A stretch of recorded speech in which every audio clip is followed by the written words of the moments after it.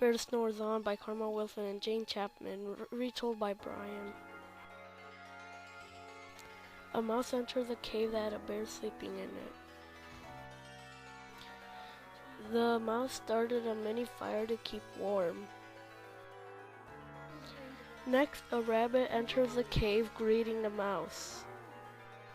The badger gives food to the hare and mouse. The badger gives food to the hare and the mouse. They were loud, but the bear was still sleeping.